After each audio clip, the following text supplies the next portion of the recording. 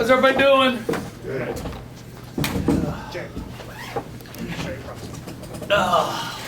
So what's this start? Wonderful. You can never count on air travel.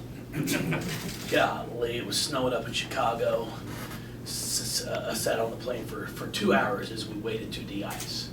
But the wonderful thing about it is as soon as you close that door, on-time departure. Yeah. So they closed that door all right, then we sat there for 2 hours. No, I appreciate everybody coming out. It's really amazing how fast the spring and summer and the falls go. And we're already back at it. We're less than a week away from our first ball game. It's great to see so many familiar faces again, and looking forward to what I think has a chance to be a really good basketball year. It's going to take some time. We've got a lot of new faces. We're young in many ways. We do have some experienced players back that have been a big part of our success here, but we are going to be counting on some freshmen, some sophomores, to be big parts of our team. So it's going to take us some ball games to really get a feel for who's going to be able to do what when the lights come on.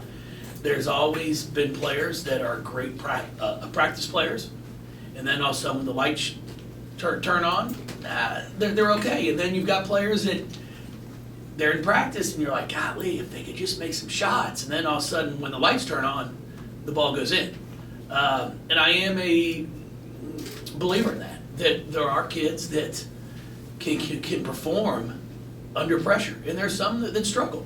So we're in a part right now of we're going to have to find that out. We're going to have to find out when we need a basket, who are we going to? Who's going to be able to get their own shot? I've always said over the past few years, good teams can play in chaos. Anybody, if you're able to run a set, run your offense, get yourself a good shot, can score. But it's when things break down, who's going to be the best at being able to put the ball in the basket and create shots. And for the past few years, we've been very fortunate with Asia Durham, who made it look pretty easy. And a lot of the shots that she made were not easy when things broke down. But now it's going to be, who is that person going to be? And we've seen some glimpses through our first two scrimmages, but still looking forward to see how it's going to unfold as we go through this non-conference season. With so many new faces, as you mentioned, but also so many players who can play multiple positions, does that versatility serve as kind of like a two sides of the same coin in a way? Yeah, it's really going to be interesting for us to find out what our best lineups are going to be. It's not, as we did this past year, Dana had earned a starting spot. She had played extremely well in non-conference, in our practices leading up to the start of last year. But what was best for our team was for her to come off the bench, because she brought quickness, she brought a change of tempo. So it's really going to take probably some players that have the same kind of mindset that she had, that, you know what, it's not going to affect my minutes being played, but I might not be able to do the handshake. And if I can get players to buy into that, then I think we have a chance to be special, because we do have 9, 10, 11 that can play and play multiple spots. And as you go as a coach and as a team, you've got to find some special players who are willing to give of themselves for the better of the team. So have Liz and Elizabeth had that mindset so far? Yeah, they've both been great. Everybody's been good. I started different lineups in both exhibition games, our scrimmages that we had. So it's not like we've just gone with one lineup for the first two. And I haven't seen anyone that's been upset or worried, but we'll have those talks tomorrow once we get into finally sitting down and saying, okay, here's going to be the first 5, here are my first 3 or 4 subs that are coming off the bench, and try to get a little bit of a rotation down. When you do have to replace so many valuable members of your roster. How does that change things for you and your staff as you do get prepared for another big year? Well, you're never going to replace them. You know, like everybody asks me, how are we going to replace Angel McCoughtry? You're not. You know, then it was Shoney, then it was Maisha, then Asia. Like somebody else just has to step up now. Now it's who's going to be that player that has worked on their game in the offseason that's going to surprise everyone in here. And we've got a few candidates for that I'm pretty excited to see how are they going to play when the lights come on, because they've really worked on their game. You know, as coaches, the difficult part of, and it's not a difficult part, it's just the way it goes, is you don't have the knowledge of, hey, these 6 have played together for 3 years, they know what we're doing, they know what each other are doing. That's our biggest challenge right now, is they're trying to learn each other on the court. In practice, it's great. You know, you can do things at practice, but when the game starts and people start switching things on defense, they start trapping, how are they going to react? That's why I say it's going to take us, you know, a month and a half of playing before I really get a great feel of what our combinations are going to be. Jeff, you mentioned replacing Angel, replacing Shoney, replacing Maisha. When you look now, though, where your program's at, this is a much deeper team, better, maybe even better team than what you had after those. Did you learn anything from those years after that you will change this year? That maybe No, we aren't going to change much. No, I mean, we do what we do, and we're going to continue to do it. Now, we'll make a few adjustments offensively because we don't have Asia. You know, I've said it, and I've told some of my friends and colleagues, 2 through 11, 12, we're as good as we've ever been. I'm just not sure who the one's going to be yet. You know, this is as deep as we've been, 2 through 11, 2 through 12. But I'm waiting to see who's going to be the one. You know, Asia, we knew. Shoney, but before that. And then Angel before that. So we always had that one alpha. So now I'm waiting to find out who's going to be that person that's going to step up and take over that role. And that's what's fun about it. It's what's fun for them too. Despite the learning curve on your side, the consensus around the league is top of the ACC, definitely top in the country. How do you think those expectations are impacting your team's focus? Well, I don't think they're impacting us at all. I mean, we really don't look at that. We put enough internal pressure on what we do. You know, we have expectations here. We have a culture that we've established over the past 12 years, our expectations. And we know what's in front of us. You know, for a few of us, for Liz and Elizabeth, it is a change. You know, it's a little bit of a change of, hey, now, you know, they had great years at Georgia Tech. Michelle did a great job with them. But now all of a sudden, we're the game. You know, now you're playing on a team where you're the game. It's not, okay, well, we played this team and then we've got Notre Dame or Louisville after that. No, you are Louisville now. So you're going to get everybody's best shot. And that's a little bit of an adjustment for them. But we've talked about it. I think they're prepared for it. And they're really looking forward to this first game on Tuesday night to play in front of our crowd. Do you expect to experiment with the starting lineup and the rotation just a couple of weeks and maybe even a month into the season then? Yeah, it wouldn't surprise me. You know, to try to get a feel for what's best for our team. And I've said it all along. The best 5 might not start. It's what's best for our team. I've said it for 12 years, 13 years, going on 13 years now. Players need to be less concerned about who starts and more concerned about who finishes. Because when it's a 2-point game and you're in there with 4 minutes left, that's the good sign. That's the one where it's like, hey, coach has got the confidence in me. Coach knows that when it's crunch time and it's on the line, he can trust me. And that's the message I keep telling our players. But you know, all this handshake stuff and all this coming out, starting lineups, it's kind of, it's gotten a little crazy. That's one thing I love about FIBA basketball, is they just announce everybody. Every player gets announced. And I think that's fantastic. Then it eliminates it. Or it's like 12 handshakes, which takes too long. Coach, what have you seen from some of the newcomers, and are there any players out there that you're keeping an eye out on that really could make an impact or maybe be one of those people that you said could have a big season? Well, everybody's been working extremely hard. I've been really impressed. Jazz put a lot of time into her game in the offseason. Dana put a lot of time into her game. Those two especially, I've been able to see it on the court. Other players have worked hard too. Kylie's worked hard in the offseason.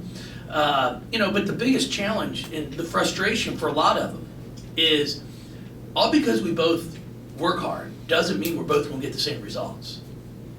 And that's the most difficult thing for athletes to understand. And I compare it to schoolwork. I'm like, guys, all because you both studied 2 hours for an exam doesn't mean you're both going to get the same grade. For some it's easier. So you might have to spend 4 hours to study and get the same grade that someone got after 2 hours. And that's the same thing with basketball. I spend an hour shooting, it might not be enough. So that's where the frustration can come sometimes from players. Coach, the NCAA recently has come down with a decision about compensation for student athletes. Some of your thoughts on that?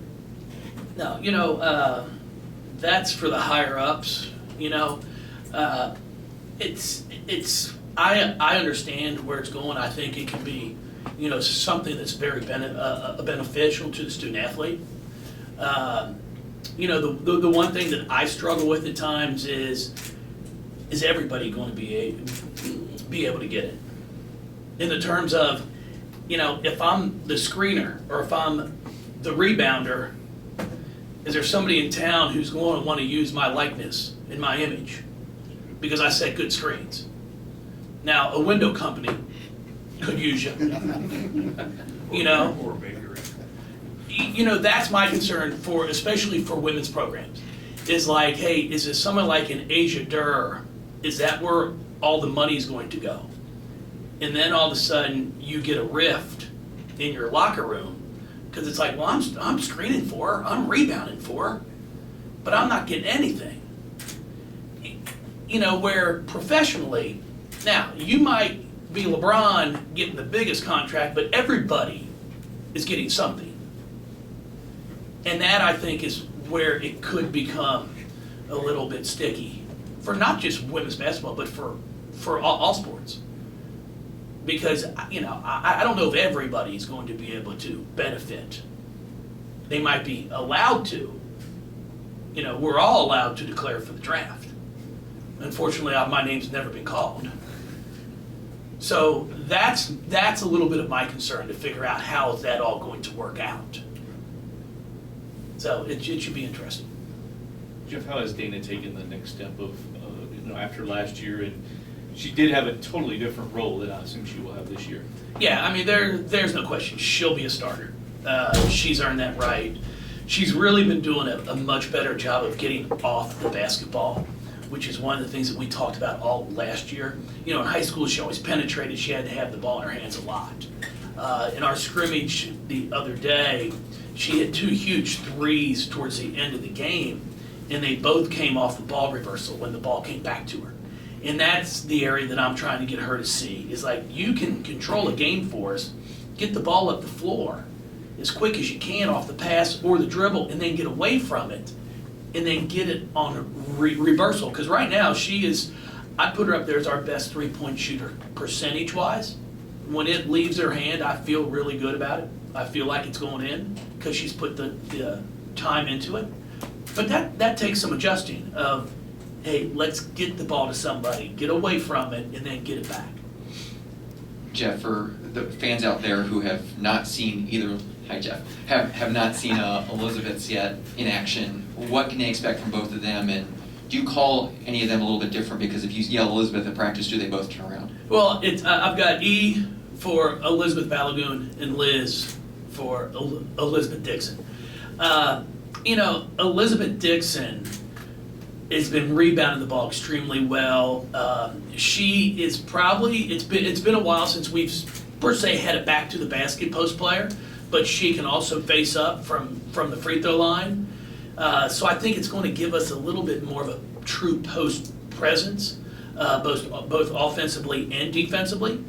And then Elizabeth Balagoon, you know, she was ACC Freshman of the Year for a reason. She has the ability to score, shoots a three. The one thing I do want to see is how consistent she can be for us from there. And then defensively is where she has to improve for us. She's got to just become a little bit more of a solid defender instead of a risk taker and going for steals. Jeff, you were talking about Kylie working hard in the offseason. What part of her game do you really want to see more from? Is it you want to see her score more? Do you want to see her hit the boards a lot harder this year? Both of those, scoring and rebounding. What I want to see from Kylie is to score in the low post more consistently, especially when she has the advantage. And then when we're playing somebody who's got some bigs that might be bigger than she is, to be able to step out and knock down the three because she can spread the floor for us.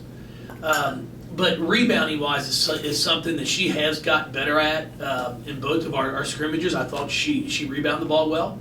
But, she can easily be getting us 7 to 8 rebounds a game if she'll pursue the ball. And then what we've talked about, if she'll pursue the ball, her scoring will go up also because she'll get more offensive rebounds as well. What is it like having two players who come in who are used to playing with each other but in a different system at a different program? It's nice for the fact that they know each other. I mean, there's no question about that. But our style of play, what we're trying to do is different than what they're accustomed to.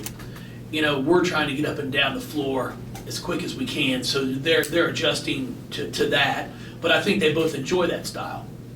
And I think they help each other out. Because as I've told them, they came from a situation where they were, their leading scorers. Both of them were 1-2, to where now they might not be our leading scorers. There's a pretty good group of ball players we're playing with, and that takes some adjusting too. When you go from, hey, I'm option A1 and A2, to where they might be option 3 and 4. But that's what they wanted, and that's what they're excited about, that they're also going to be playing with some very talented players. Coming off of back-to-back 30-plus win seasons and then losing your most winningest senior class in program history, what's your expectations of the team this year? High. That's exactly. We have the same expectations as we've had. Our goal is to play our best basketball in March, like we've figured out a way to do. Now we've got a longer way to go to get there than we have the past few years. But if you can get yourself into a Sweet 16 into the second weekend of playing, anything can happen. And that's our goal, is to get us to that second weekend, and then it takes a little bit of luck, a call here or there, and you advance to the next game, and then you've got to step up. You're playing great teams, and our goal from there is to get back to a Final Four. Coach, you talk a lot about the fan support that you get and the people who come out and watch the games. Even though you don't have a Asia Durr on the team, somebody who can get 20 points a game and somebody who's exciting to watch and whatnot, a compelling player, what can you say about what the crowd will see this year? Well, the neat thing about it is we might not have Asia Durr out there, but we've got some pretty darn good basketball players. They're going to see a team that's going to compete, that's going to play hard for each other. I think we're passing the ball pretty well. We're sharing it. And then, you've got some interesting stories. Norika Kono, our freshman from Japan, has been doing a great job for us. And I think people are going to be really excited to watch her play. Jazz is stepping up into a role that she hasn't had to have before. But she's worked so hard on her game that now she can be one of the go-to players. Dana's role is changed. it's just, and then you've got Yassine Diop, who was out last year with a torn ACL, now she's back. So it's just, we have a lot of pieces. We might not have Asia, but we've got about eight or nine that have the ability to get 15 to 20 on any night. I'm just not sure we have one that can get us 47. You've lost. That's fair, isn't it? You lost 7 games the last 2 years, and that is, in most normal single seasons, you might lose 7. Do you worry at all? I mean, you may only lose 3 or 4 this year, who knows, or you might lose more, but do you worry that the expectation, whether from players or fans or whoever, grows to be, oh, they're only gonna lose 2 or 3 games this year if they're not in the top 5, something wrong? You know, it's a good thing to have. It's a good problem to have. Because when it's the opposite way, you're concerned about getting fired. So, expectations at times can go through the roof, and it's like, wow, okay, guys, we've gone to 5 Elite 8 games in 12 years, 3 Final Fours, and I remember when I got hired here 13 years ago, Tom's goal was to get to a Sweet 16. A program had never been to a Sweet 16. Now, if we get to a Sweet 16 and get beat, I think people would consider it a failure. So expectations have greatly changed, but in a good way, because that's what you want as a coach. You want teams that there are expectations for you. Look at Chris. Look at our men's program. I mean, nobody knew what to expect last year, and now they're talking about a team that can go to the Final Four. So when you get some players in, expectations change. You talked about the players you lost from last year, your seniors, a lot of leadership there. Who have you kind of seen step forward into that sort of role, or maybe that's something you're still kind of waiting to see? We're still working on that right now, but Jazz and Dana and Bianca have done a pretty good job of that. But again, we haven't played a game yet. And that's when you really are going to find out who your leaders are going to be. Everybody's in a good mood. Everybody's had the opportunity to play some during our 2 scrimmages. Some may have not played as much as they wanted, but everybody had the opportunity to play. Well, as you progress through the year and all of a sudden your games get more challenging and your rotation might shrink some, then you're going to start finding out who your leaders are going to be and what kind of locker room we're going to have chemistry-wise. Coach, on a much more serious vein, Halloween's tomorrow night. What has Lucy and Lil decided you were going to be? We can't divulge that day before. I mean, are you kidding? There's a lot of people. We are dressing up. The weather. I mean, if we could have that cooperate for us, would be a huge help. But no, we are very excited about it. We're going to be out. We'll have some pictures up. My girls love to get dressed up, and we go out and knock on doors, and they have a blast. So it's going to be a good time. You'll have to wait to see. Not a striped shirt, is it? No. He can't me. Jeff, you talked about Rita. What has she done in her transition here, and how crazy do you feel like it was for her? How easy did you have to take it early on because of maybe even the language barrier a little bit? The basketball's been fine. Basketball's basketball. Put the ball in the basket. It's not very difficult. She's done a great job adjusting to what we're doing on the basketball court. Socially, I think she's really handled it well. Academically, it's been a challenge just with the language part of it. I saw her today when she was meeting with our academic advisor. I said, "How's school going?" She said, "Difficult." But what's great is she wants A's and B's. And I'm looking at some of her work, and I'm like, for me, this is outstanding if it was me. But that's not what she's going for. That's what I really admire about her. And, the things I think she's brought to our team, she's one of the most caring and giving people that I've been around. She lightens up, she just lights up a room. You look at her, you smile. She's smiling all the time. I had to get on her the other day because every day I'd see her, I'd be like, Narika, how are you doing? And she'd be like, good. And I'm like, okay, it can't always be good, huh? And then finally we had a good sit down talk, and she was struggling some one day.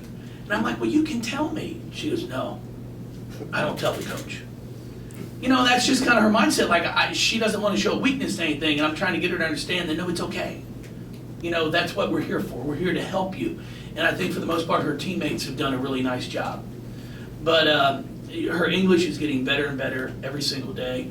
Her work ethic is off the charts, both on the basketball court and academically. So it's going to get easier for her. But it's been a little bit of a challenge. There's no question. But I told her, I said, you know, if I could have 4 of you on my team, I'd take 4 of you. Because she is just that type of person that you come to practice, you're excited to be here. I had Dana Evans come up to my office after about 3 weeks of school, and I asked her, how's Norika doing? Can you tell me? She's like, Coach, she makes me want to be a better person.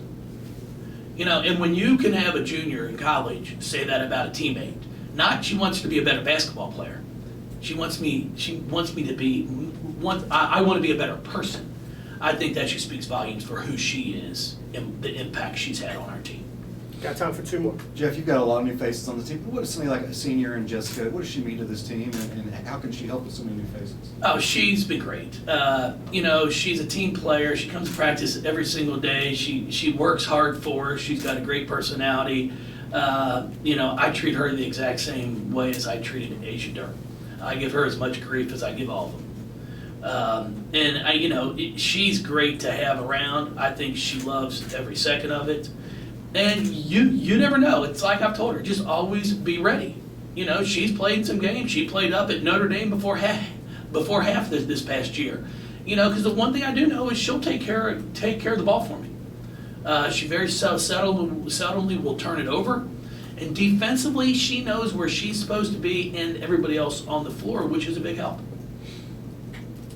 Coach, just real quickly, I know with a lot of new faces, and your practices are always spirited anyway, but does it create any particular issues trying to work combinations so early in the season till you've been able to play a game? Well, I think that's where the challenge is going to come in, is once we start figuring out what our rotation is going to be. Because like right now, you know, there's some players that probably aren't getting as many reps because I'm trying to give so many people opportunities to figure out where they're going to fit in to the rotation.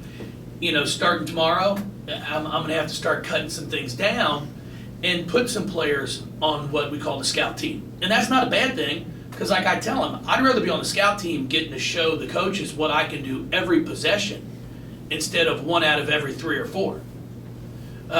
And then for some of them, it's going to help them talent-wise, skill-wise too, because they're on the floor so much more. You know, Jess is one that played on the scout team all last year for us, but played in some games.